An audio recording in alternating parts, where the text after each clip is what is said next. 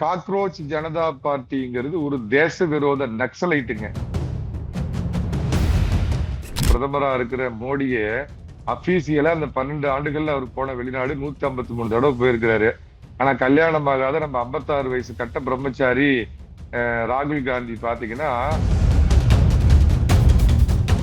இவனுங்க ஆரம்பத்திலேயே ஆசிட் ஊத்தி இந்த நகர்ப்புற நக்சலைட்டுங்களை அழிக்கல அப்படின்னா அது இந்தியாங்கிற தேசத்துக்கு மிகப்பெரிய ஆபத்தா முடியும். 2029 பாஜக மீண்டும் வருவதற்கே அது ஒரு கேள்விக்குறியா அமைஞ்சிரும்.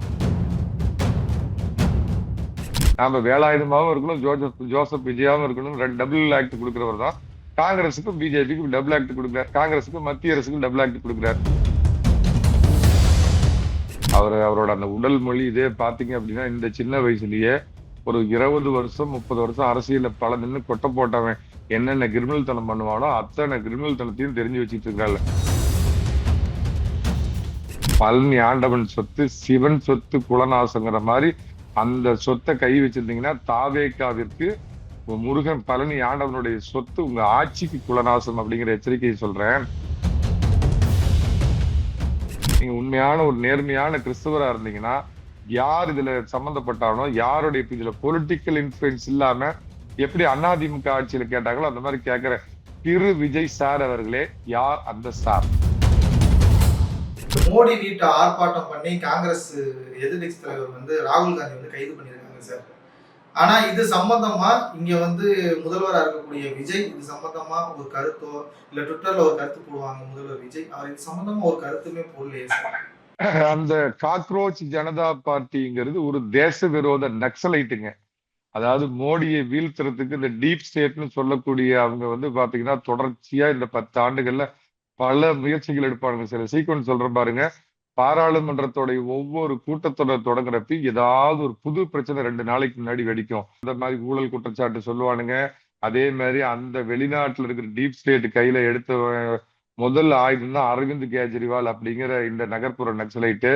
அதே மாதிரி இந்த இந்திய பிரதமரா இருக்கிற மோடியே அபிஷியலா அந்த 12 ஆண்டுகள்ல அவர் போன வெளிநாடு 153 தடவை போயிருக்கிறாரு. ஆனா கல்யாணம் ஆகாத நம்ம 56 வயசு கட்ட பிரம்மச்சாரி ராகுல் காந்தி பாத்தீங்கன்னா 237 தடவை எங்க போறாரு, எங்க இருக்கிறாருன்னு தெரியாது. போயிட்டு வர மிகப்பெரிய தேசபக்தர்.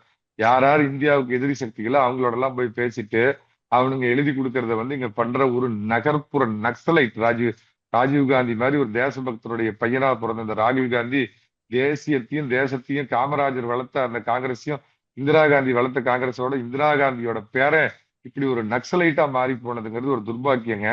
அந்த டீப் ஸ்டேட் பாத்தீங்கன்னா நான் சொன்ன மாதிரி அரவிந்த் கெஜ்ரிவாலை கொஞ்ச காலம் கையில் எடுத்தாங்க.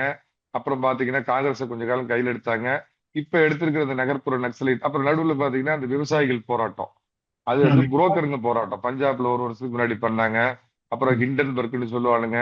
இது வாங்கினதுல நம்ம விமானம் வாங்கினதுல ஊழல்பாங்க. உச்ச நீதிமன்றம் எதுவுமே அதை ஒவ்வொரு பார்லிமெண்ட் செஷன் ஆரம்பிக்கிறப்பையும் மோடி அரசாங்கத்துக்கு ஒரு ஏதாவது நெருக்கடி கொடுக்கணும் அப்படிங்கிறதுக்காக டீப் ஸ்டேட்னு வெளிநாட்டுல இருக்கிற சக்திகளுடைய ஊதுகுழலா கைக்கூலியா அவன்கிட்ட காசு வாங்கிட்டு சொந்த நாட்டுக்கு உண்டகம் பண்றவன் தான் நான் அந்த அரவிந்த் கெஜ்ரிவால், இங்க இருக்கிற கம்யூனிஸ்ட் கட்சிகள், காங்கிரஸுடைய ராகுல் காந்தி உட்படங்க.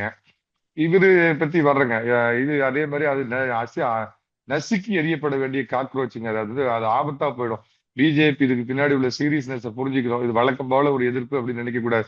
இங்க ஜோசப் விஜய் எந்த ஆயத்தை கையில் எடுத்தாரோ அந்த மாதிரி சோசியல் மீடியாவை கையில் எடுத்து இந்தியாவை ஒரு நகர்ப்புற நக்சலைட் நாடா மாத்தி நேபாளில, இலங்கையில, பங்களாதேஷ்ல எப்படி ஒரு கலவரம் ஏற்படுத்தி இருந்த ஆட்சியை கமுத்துனாங்களோ அந்த மாதிரி இப்ப இந்த என்ன காக்ரோச் ஜனதா பார்ட்டிங்கிறது மூலமா இந்த டீப் ஸ்டேட்டுங்க அடுத்த ஒரு இதை கையில எடுத்திருக்காங்க. இதை மத்திய உளவு அமைப்புகள் இவங்க எல்லாம் சொல்றாங்க வெளிநாட்டுல இருந்து உங்களுக்கு நிதி வருதுன்னு. அப்புறம் நான் கேட்கிறேன் சார், இதெல்லாம் எதுக்கு சார் இருக்கிறாங்க? இதெல்லாம் கண்டறிஞ்சு இந்திரா காந்தி மாதிரி மிக கடுமையான முடிவெடுத்து இவனுங்க ஆரம்பத்திலேயே ஆசிட் ஊத்தி இந்த நகர்ப்புற நக்சலைட்டுங்களை அழிக்கல அப்படின்னா அது இந்தியாங்கிற தேசத்துக்கு மிகப்பெரிய ஆபத்தா முடியும். 2029 பாஜக மீண்டும் வருவதற்கே அது ஒரு கேள்விக்குறியா அமைஞ்சிரும் அப்படின்னு ஒரு தேசபக்தனா என்னுடைய உணர்வை நான் வெளிப்படுத்திக்கிறேங்க. அவருங்க ஒரு விஷயத்துல நான் விஜயை பாராட்டுறேங்க. தேவையில்லாத இந்த ஒன்றிய அரசு குன்றிய அரசு அப்படின்லாம் பேசி இங்க ஒரு தேவையில்லாத ஒரு மத்திய அரசு மேல எதிர்ப்பு இல்லாம, ஏன்னா அவரு தான் தாய்மாமன் சீர் கொடுக்குறேன், அண்ணன் சீர் கொடுக்குறேன், மாப்பிள்ளை சீர் கொடுக்குறேன், மச்சான் சீர் கொடுக்குறேன்னு அவரு அறிவிச்ச திட்டம்லாம் பாத்தீங்கன்னா ஆசியாவில் இருக்கிற அத்தனை நாடுகளும் போடுற பட்ஜெட்டையும் ஒட்டுமொத்தமா தமிழ்நாடுக்கு திருப்பி விட்டீங்கன்னா கூட பத்தாது. அப்படி இருக்கிறப்ப மத்திய அரசோட ஒரு சீரான உறவு நிலை இல்லை அப்படின்னு சொன்னா அவரு ராஜா வேஷம் கலைஞ்சு போச்சு டும் டும் டும் டும், விஜய் வேஷம் வெளுத்து போச்சு டும் டும் டும் டும் அப்படின்னு ஆயிப்போயிருன்னு தெரிஞ்சிருக்கிறாரு. இருந்தாலும் அது ஒரு நல்ல முடிவு, பிரதமரோட இணக்கமா சந்திச்சாரு. மத்திய அரசோட தேவையில்லாத ஒரு மோதல் போக்கான அங்க செட் பண்ணுவானுங்க இந்த திமுக கைக்கூலி பசங்க. இன்னும் அந்த வாயை வாடகை விட்டுட்டு திரிவானுங்க பாருங்க. எல்லா டிவிலையும் வந்து அரசியல் விமர்சகர் அப்படின்னு பேசிட்டு திரிவானுங்களே, அவனுங்க வந்து அங்க விஜய்க்கு ஒரு ட்ராப் செட் பண்ணுவானுங்க. நல்ல வேலை அது வந்து உழுகல. மத்திய அரசை வந்து தேவையில்லாம எதுக்க வேண்டிய அவசியமே இல்லைங்க. இணக்கமான போக்கை கடைபிடிக்கணும். கடைபிடிச்சா தான் ஒரு பிரதமரோட ஒரு முதல்வர் இணக்கமான போக்கை கடைபிடிச்சா பல நல்லது கொண்டு வரலாம். நீங்க ஒண்ணு வேண்டாம், பினராயி விஜயனை எடுத்துங்க. போன 2 மாசத்துக்கு முன்னாடி வரைக்கும் கேரளா சீஃப் மினிஸ்டர் இருந்தாரு. அவரு கட்சி ரீதியா கம்யூனிஸ்ட், ஆனா பிரதமரோட மிக நல்லா இருப்பார். ரேவந்த் ரெட்டி காங்கிரஸோட இது பிரதமரோட நல்ல இணக்கத்தை கடைபிடிப்பார். அப்ப என்ன பண்றாருன்னா இங்க ஒரு பக்கம் பிரதமரோட இத முகத்தை காட்டுறாரு. குதிரை வந்து முகத்தை ஒரு பக்கம் காட்டுமா, வாழை இன்னொரு பக்கம் காட்டுமாங்கிற மாதிரி அங்க காங்கிரஸ் கட்சியோடயும் அப்படியே ஒரு தொடர்பை வச்சுக்கணுமே, அது எதிர்காலத்துக்கு நல்லதாகுமே அப்படின்னு சொல்லிட்டு வாயை திறந்து பேசினா பிரதமருக்கு எதிராக பேசணும். வாயை துறக்காட்டி அப்படின்னா ராகுல் காந்தி கோச்சுக்கார் அப்படின்னு இருதலை தோல்வி எறும்பா நம்ம பன பனையூர் முதல்வர், நம்ம தமிழக முதல்வர் வந்து இன்னைக்கு அமைதியா இருக்கிறாரு. அது நிறைய விஷயத்துல அப்படித்தான். திருப்பரங்குன்ற விஷயத்துல வாயே திறக்கல அவரு. ஏன்னா பேசினா யாராவது ஒரு பக்கம் நம்ம கெட்ட பேர் வாங்கணுமே. நாம வேலாயுதமாவும் இருக்கணும், ஜோசப் விஜயாவும் இருக்கணும். 2 டபுள் ஆக்ட் கொடுக்கிறவர் தான். காங்கிரஸுக்கும் பிஜேபிக்கும் டபுள் ஆக்ட் கொடுக்குறார், காங்கிரஸுக்கும் மத்திய அரசுக்கும் டபுள் ஆக்ட் கொடுக்குறார். ஒரு விதத்துல அது புரிந்து கொள்ளக்கூடியது தான். தாவேக்கா ஆட்சி அமைஞ்ச 2 மாசம் ஆச்சு. தாவேக்கா மினிஸ்டரா இருக்கக்கூடியவங்க வந்து ஒரு பக்கம் கீர்த்தனா கொஞ்ச நாள் சர்ச்சையா இருந்துச்சு, அதுக்கப்புறம் கில்லி சரத் கொஞ்சம் சர்ச்சையா இருந்துச்சு. இப்ப திருப்பி அறநிலையத்துறை அமைச்சர் இருக்கக்கூடிய ரமேஷ் ஒரு சர்ச்சையில சிக்கிற மாதிரி இருக்கு சார். பழனி கோவில் இருக்கிறாங்க. என்ன சார் பிரச்சனை நடந்துகிட்டு இருக்கு தாவேக்கா மினிஸ்டர் அவையில? என்ன சார் பிரச்சனை நடந்துட்டு இருக்கு? மிக மிக ஆபத்தான நபரா அந்த ரமேஷ்ங்கிறவரை நான் பாக்குறேன். அவரோட அந்த உடல் மொழி இதே பாத்தீங்க அப்படின்னா இந்த சின்ன வயசுலயே ஒரு 20 வருஷம் 30 வருஷம் அரசியல பல நின்று கொட்டை போட்டவன் என்னென்ன கிரிமினல் தனம் பண்ணுவானோ அத்தனை கிரிமினல் தனத்தையும் தெரிஞ்சு வச்சுட்டு இருக்காள். அந்த ஆள் பிறப்பால் ஒரு பிராமணர்னு நினைக்கிறேன். பிராமணரா இருந்து இப்போ ஈவரா சிலைக்கு மேல போடுறாருன்னா அவர் எப்பேற்பட்ட ஆள்னு பாத்துக்குங்க. பிராமணன் யாரும் அந்த வேலையை செய்ய மாட்டாங்க. அவன் ஏன்னா கடவுளை நம்புறவன், ஆத்திகத்தை நம்புறவன். பிராமணனை இப்ப ஈவேரா இழிவுபடுத்துற மாதிரி யாரையுமே இழிவுபடுத்தல. அந்த பிராமணனா இருந்துட்டு போய் ஈவேரா சிலைக்கு இது பண்றாரு. வயிற்று பொழப்புக்கு ஏதோ 500 200 போய் திருச்செந்தூர் கோயில வாங்கிட்டு வந்தவங்களாம் மாறு வேடத்தில் போய் லவக் என்று பிடித்த அறநிலைத்துறை அமைச்சர்லாம் இந்த வழக்கமா ரீல்ஸ் விடுவாங்க. அந்த ரீல்ஸ் எல்லாம் விட்டாரு. அப்பயே நான் இவர்கிட்ட ஜாக்கிரதையா இருக்கணும்னு நினைச்சேங்க. அதை நான் ஏதோ இன்னொரு தனியார் தொலைக்காட்சியில பேசுறதுங்க 100% திட்டமிட்டு ஏற்கனவே இங்கிருந்து சப் ரிஜிஸ்டர் வந்து நான் பண்ண மாட்டேன்னு சொன்னதுனால அவரை லீவுக்கு போன்னு உத்தரவிட்டது யாரு? பக்கத்திலேயே பாத்தீங்கன்னா 8 கிலோமீட்டர் 10 கிலோமீட்டர் 12 கிலோமீட்டர்ல 2 3 சப் ரிஜிஸ்டருங்க இருக்கிறப்ப அவங்களெல்லாம் விட்டுட்டு 100 கிலோமீட்டருக்கு அந்தாண்டு இருக்கிற அவர் என்ன ஜஸ்டின் மணிகண்டன், அவர் பேரை பாருங்க, கிறிஸ்தவன், கிறிஸ்தவ கிறிஸ்தவனை வந்து கூட்டிட்டு வந்து அவரை உட்கார வச்சு அவரு நாமெல்லாம் வந்து ஹாலிடேவுக்கு கொடைக்கானல் போவோம். அவர் ஒரு நாள் லீவு போட்டு ஹாலிடேவுக்கு அவர் கீழே வந்து கையெழுத்து போட்டு இது பண்றாரு. இதுல வந்து துப்பு துளக்குறாங்களாம் நம்ம சிபிசிஐடிங்க. கமலஹாசன் பஞ்சதாரத்துல துப்பி துளக்குறாங்க அப்படிங்கிற மாதிரி. ஏங்க நான் கேக்குறேன், உங்க எம்எல்ஏ விலைக்கு வாங்குறாடுங்க திமுக காரணங்க உடனே பாஞ்சு 2 நைட்ல 20 பேர் அரெஸ்ட் பண்ணீங்களே.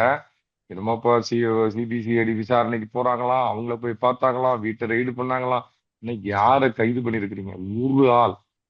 நான் கேட்கிறேன், ஒரு 100 கோடி 200 கோடி, அது 100 கோடி இல்லைங்க, 200 கோடி ரூபாய் மதிப்புடைய ஆண்டவனுடைய சொத்து, பழனி ஆண்டவன் சொத்து, சிவன் சொத்து குலநாசங்கிற மாதிரி அந்த சொத்தை கை வச்சிருந்தீங்கன்னா தாவேக்காவிற்கு முருகன் பழனி ஆண்டவனுடைய சொத்து உங்க ஆட்சிக்கு குலநாசம் அப்படிங்கிற எச்சரிக்கையை சொல்றேன். இது வரைக்கும் ஒரு கைது இல்ல. வித்தவன் தலைமறைவு, வாங்கினவன் தலைமறைவு. அந்த ஜஸ்டின் மணிகண்டன் அப்படிங்கிற கிறிஸ்தவர் பாத்தீங்கன்னா அவர் கோர்ட்ல பெயில் வாங்கியிருக்கிறாரு. ஆனா அப்படியே பாத்தீங்கன்னா டீம் போகுதான், அவங்க வீட்டுக்கு ரெய்டு போகுதான், இங்க வருதான். யாரை ஏமாத்துறதுக்கு சீன் போடுறீங்க? உங்க எம்எல்ஏ விலை கொடுத்து வாங்குறாங்கிறதுல அப்படி ஸ்காட்லாண்ட் யார்டு போலீஸ் மாதிரி பாஞ்சு கபால்னு பிடிக்கிறீங்களா? இந்த பழைய திருடனுங்க திமுகவோட லிங்க்ல இருக்கிறவங்க எல்லாத்தையும் பிடிக்கிறீங்களா? அந்த வேகம் எங்க போச்சு? இதுல வந்து ஒரு ஒரு பொலிட்டிக்கல் பவர் சோர்ஸ் இல்லாம யாரு சார் துணிஞ்சிருப்பான்? அவன் சப் ரிஜிஸ்டர் எல்லாம் விஷயம் தெரிஞ்சவனுங்க. ஐயோ நம்ம வேலை போயிடும், குடும்பத்தோட 2வது நடுவுல திரைக்கும் மோடியோட ஆட்சி, இந்துத்துவாவை தூக்கி பிடிக்கிற மோடியோட ஆட்சி இருக்கிறப்ப இதை நாளைக்கு பிஜேபிக்காரன் இந்துத்துவ அமைப்புகள் இந்த பெரும் பிரச்சனையை ஆக்குவாங்கன்னு இவ்வளவும் தெரிஞ்ச ஒரு சப் ரிஜிஸ்டர் இதுக்கு ஒத்துக்குவானா? அப்ப அவனுக்கு அதை தாண்டி யாரோ ஒரு பொலிட்டிக்கல் இன்ஃபுளுன்ஸ் பண்ணி நீ பண்ணு நாங்க பாத்துக்கிறோம் அப்படின்னு யாரோ பின்னாடி கொடுத்துருக்காங்க. அவங்கள அப்பட்டமா அந்த விஜய் அரசு காப்பாத்துது. நான் யோவோன் தூய ஆட்சி, அந்த ஆட்சி, இந்த ஆட்சி. திமுக என்ன பண்ணுதோ அதைத்தான் பண்றீங்க. திமுக என்ன திருட்டுத்தனம் பண்ணானுங்களோ, எப்படி கொள்ளையடிச்சானுங்களோ அந்த வேலையை தான் பண்றீங்க. ஏதோ வந்த உடனே நான் லஞ்சத்தெல்லாம் நிறுத்துனீங்க, நான் கூட பரவாயில்லையே அப்படிலாம் பண்ண நல்லதுதானே அப்படின்னு நினைச்சேன். ஆனா இதுல உங்க வேஷம் வெளுத்து போச்சே. சொத்தை இதுல நீங்க உண்மையான நியாயமானவரா இருந்தா 2 நாள்ல குற்றவாளி கொண்டாந்து நிறுத்திருக்கணும். நீங்க மத்தவனெல்லாம் கண்டுபிடிக்கிறீங்க, செந்தில் பாலாஜி ஓட ஓட துரத்துறீங்க. அவன் பெரிய திருடன், அது வேற விஷயம். இந்த வாங்கினவன் வித்தவங்களாம் எங்க அப்படியே தலைக்கு இதா போயிட்டானுங்களா. அப்புறம் இந்த நிர்மல் குமார் அவரு தான் இப்ப இருக்கிறதுலயே அவரு பெரிய அதுல வந்து சீனியர் மோஸ்ட் அமைச்சர். அவர் சொல்றாரு தாவேக்காக்காரர்கள் யாரும் இதில் சம்மந்தப்படவில்லை அப்படின்னா, நீங்க இப்பயே உங்க சிபிசிஐடிக்கு மெசேஜ் சொல்றீங்க எந்த தாவேக்காக்கார மேலயும் எதுவும் பண்ணிடாத அப்படின்னு. நான் ஒரு பேச்சு கேட்கிறேன். இப்ப அயோத்தி ட்ரஸ்ட் மேல கம்ப்ளைண்ட் வந்திருக்கு. அதுல வந்து யோகி ஆதித்யநாத் அடுத்த நாள் பிரஸ் கூப்பிட்டு இதுல பாஜக அமைச்சர்களோ பாஜக தொண்டர்களோ யாருமே சம்மந்தப்படல அப்படின்னு சொன்னா, அப்ப அந்த விசாரணை அமைப்புக்கு கிளியர் மெசேஜ் போறதா குறிப்பானுங்கல்ல. அதைத்தான் நிர்மல்குமார் பண்ணிருக்கிறாரு.